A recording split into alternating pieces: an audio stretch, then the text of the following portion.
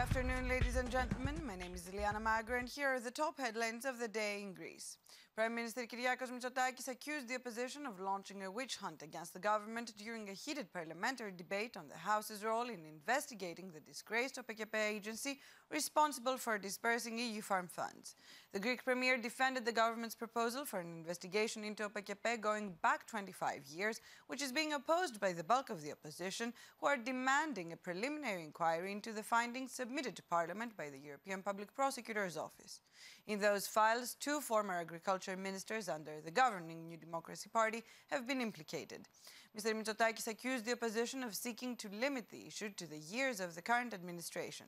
Main opposition PASOK party president Nikos Androulakis responded to the Prime Minister that the party says yes to an investigation committee on OPKP as long as you say yes to an ad hoc preliminary investigation committee so that justice can examine what the European Public Prosecutor has set out in the case file sent to Parliament, so that nothing is swept under the rug.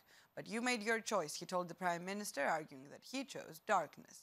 Sokratis Famelos, the president of opposition party Syriza, said during his speech in Parliament that Greece is in the center of a huge scandal of financial corruption.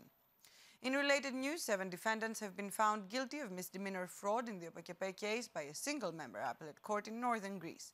These include an individual mentioned in the case file submitted to Parliament by the European Public Prosecutor's Office, who had been tasked with mapping and identifying traditional grazing lands across Greece, Greek newspaper Kathimerini reports. Shortly before the verdict, the lawyer for 3 defendants submitted a claim for dismissal, citing a ruling from a Larissa court on the same issue. We just received notice of the case being archived in Larissa. These are identical acts, therefore, without new evidence, no new prosecution can proceed, he argued. However, the prosecutor countered that the Larissa case was dismissed during procedural issues, not because of a substantive judgment. The court accepted the prosecutor's reasoning and rejected both a double jeopardy claim and additional arguments that the offence had been nullified by repayment of the funds. Now, as firefighters continued to monitor a blaze that has been burning on and off on Kythera Island since Saturday, an expert warned that the island off the southeastern coast of the Peloponnese is at serious risk of rapid desertification. Professor Efthimios Lekas, an expert in natural disaster management and head of Greece's Earthquake Planning and Protection Organization, described the Kythera fire as a major blow to the island's fragile ecosystem. The fire burnt an area that was still recovering from the devastating 2017 fire. That area will now be nearly impossible to save, he said, calling the situation a critical environmental tipping point. The current blaze swept through the same part of the island where over 10,000 hectares were destroyed in 2017. Although the landscape had shown signs of natural recovery, this new fire may accelerate desertification. Soil erosion, water loss, and the collapse of the ecosystem are possible, Mr. Lekas said. In other news, Greeks are having a hard time meeting the financial requirements of a summer holiday.